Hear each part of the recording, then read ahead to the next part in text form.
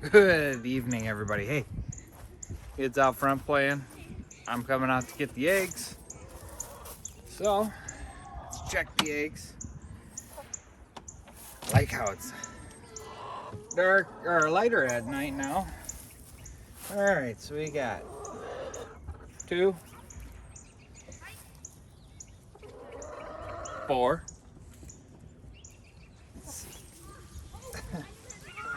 6, and we got 8. Nice.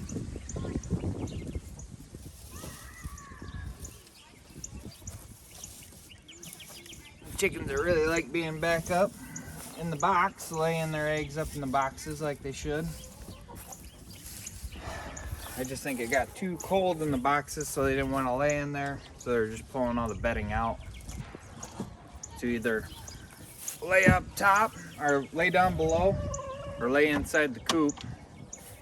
And they chose to lay down below for the winter, which isn't bad, but I'll have to figure something out for next winter. So I don't really want to mess with that. That was always dirty. All the eggs are always dirty. These are nice and clean.